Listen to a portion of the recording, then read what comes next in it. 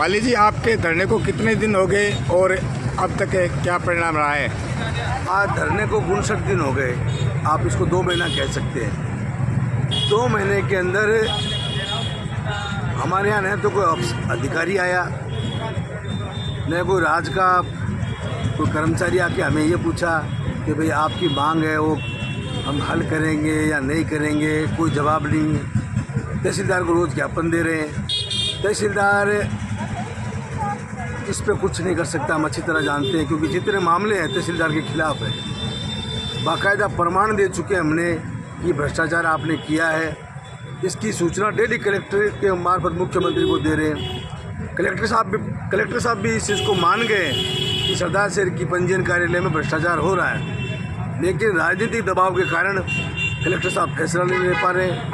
नहीं तो आप बताइए, इतना बड़ा मुद्दा है, उस पर सरकार फैसला क्यों नहीं ले पा रही है? क्योंकि सरकार अपनी बदनामी से बचने के लिए इन अधिकारियों पर कार्रवाई नहीं कर रही है कि इनके राज में अधिकारी चोरी कर रहे हैं, लेकिन उनको कोई दंड, उनके ऊपर कार्रवाई करने को तैयार नहीं है। मैंने तहसीलदार जी को बताया कि तहसीलदार जी, लोहारा बस्ती कॉलोनी के अंदर एक रजिस्ट्री हुई है, उसका जो बेचान हुआ है, सरकार नगर पालिका जब किसी को ज़मीन अलॉट करती है और उस पट्टे पर शर्त लिखी कि 20 साल तक वो कॉलोनी का कोई भी पट्टा बेचान नहीं हो सकता, तो यहाँ वो पट्टा यहाँ बेचान हो गया। मैंने तहसीलदार से पूछा, क्या आपने उस बेचान के पट्टे की NOC ली? तहसीलदार जी ने साफ कहा, हमारे पास कोई NOC नहीं है। जब उन्होंने NOC नहीं ली नगर पालिका की बेचान में, तो इन्होंने बेचान कैसे कर दिया? कि ऐसे कई मामले हैं। आप भोजूसर की रोई में चले जाओ, करोड़ भूमि है, उसकी DLC रेट में फ़र्क है। शहर के अन्य की ज़मीनें हैं, उनमें सब में DLC रेट में फ़र्क है। लोग घपला कर रहे हैं। पूरी सरकार को पता है, प्रशासन को पता है, ये धरना जायज़ है। सरकार अपनी बदनामी से बचने के लिए वो ये सोच रही है, आज नहीं तो कल ये धरना अपने आप उठ जाएगा।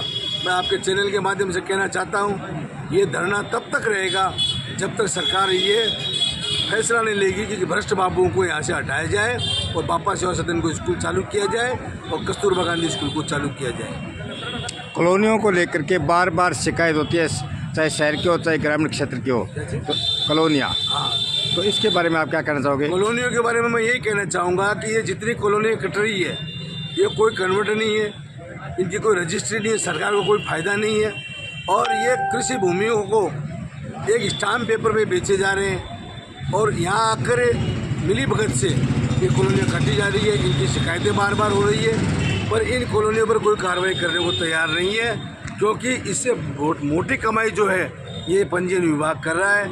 और साथ में भूमाफिया भी सरदार शहर के अंदर जहाँ जगह मिल रही है वहाँ कब्जा करके अपना फर्जी रजिस्ट्रेशन रजिस्ट्री करवाकर खुलेआम बेच रहे हैं। 100 रुपये के स्टाम्प पे बेच रहे हैं। उत्तर की दिशा में चले जाओ आप, वहाँ पर निर्माण हो रहा है सरकारी ज़मीन के ऊपर, जो कि ज़मीन नगर पालिका की है, और उस पर बाकायदा ये कागजात निकाल के आप देख सकते हैं। मेरे पास भी कागज़ है जो ज़मीन नगर पालिका की है, उसकी बेचान यहाँ मेरे पास पड़े हुए पट्टे, उनकी रजिस्ट्री पड़ी हुई है।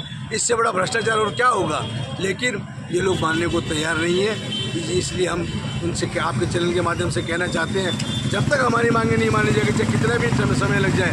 60 दिन हुआ है, अगर और 60 दिन लगेंगे या और उसके बाद भी 12 महीने भी लगे या 2 साल लगे, जब तक हमारी मांगें नहीं मानी जाएगी तब तक हम यहीं बैठे रहेंगे और अपनी मांग मनवा के रहेंगे।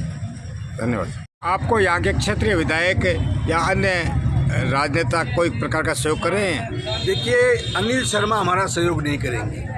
अगर मुझे पहले पता होता तो मैं अनिल शर्मा के कहने के मुताबिक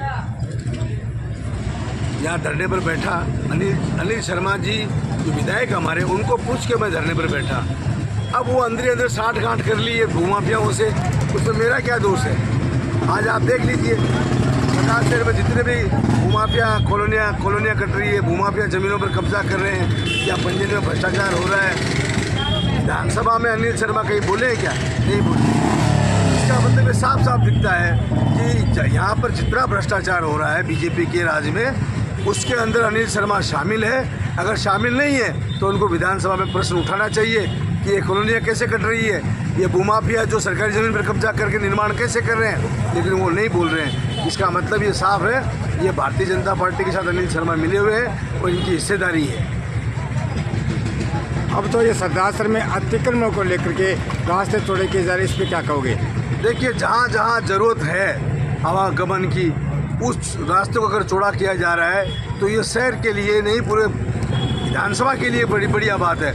आज देहात का आदमी अपनी गाड़ियाँ लेकर आता है और कोई पेशेंट लेकर आता है अस्पताल के अंदर, और इतनी ट्रैफिक के अंदर वो कैसे पहुंच पाता है? यहाँ असुविधा इतनी होती है कि आप हम सभी जानते हैं, आप भी शहर के ही हो।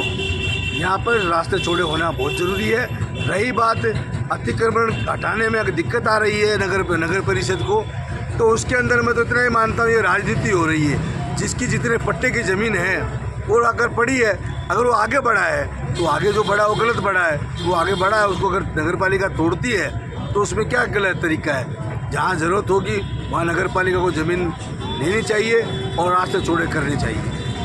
होने वाली है, और सरदासर के जो अंदर अतिक्रमण को लेकर के ये कचरा बिखरा हुआ है, इसके बारे में क्या प्लान है सर आपका? बरसात की सीजन से पूर्व नगर परिषद द्वारा जो नाले हैं उनकी सफाई करवाई जा रही है, और आगामी 15 दिवस में जो शेष बचे हुए नाले हैं उनकी सफाई भी करवाई जाएगी। सर, उत्तर दिशा में जो हनुमानगढ़ रोड है उस पर 54 नंबर कचरे का विवाद काफ़ी समय से चल रहा है। अभी उस पर निर्माण भी पीछे हुआ था, बिना नगर परिषद की इजाज़त के निर्माण हुआ था। तो उस पर आपका क्या कहना? एक वहाँ पर जो कच्चा रास्ता है कब्रिस्तान का जाने वाला, उस पर भी कुछ अतिक्रमण हुआ है, तो क्या कहेंगे सर उस मामले में? मेरे प्रकरण ध्यान में नहीं है। आज उसके संबंध में एक पत्र प्राप्त हुआ है, जांच करवा के आगामी नियमानुसार कार्रवाई करेगी। ये चौड़ा रास्ता अभियान में सर वो जो बता रहा हूँ आपको अतिक्रमण हुआ, उसकी भी तो जानकारी लिया आपने? कौन से की? वही जो हनुमानगढ़ जब रोड पे चढ़ते हैं मोहल्ले से जाने वाला रास्ता, उस पर भी कुछ अतिक्रमण हुआ है, ऐसी कुछ संज्ञान में है मामला आपके? मेरे संज्ञान में भी नहीं है, मैं पता करके बताऊँ। आपके नगर परिषद क्षेत्र के अंदर जो अवैध कॉलोनियाँ कट रही है, उसके बारे में कोई जानकारी है सर? अवैध कॉलोनी का हम सर्वे करवा रहे हैं, सर्वे के पश्चात नियमानुसार उन पर कार्रवाई करेंगे। सर, नगर परिषद क्षेत्र में जो अवैध कॉलोनियाँ काटी जा रही है, इनके बारे में क्या कहेंगे साहब? देखिए, जो आज ज्ञापन आया है मेरे पास हनुमानगढ़ रोड का या अन्य जो भी है, उसके सीमा ज्ञान के लिए हमारे द्वारा आयुक्त द्वारा कलेक्टर महोदय से मांग की गई थी और तहसीलदार को लिखा हुआ है। जो ही हमारे पास सीमा ज्ञान आएगा, आते के साथ ही नगर परिषद उन पर कार्रवाई करेगी। धन्यवाद।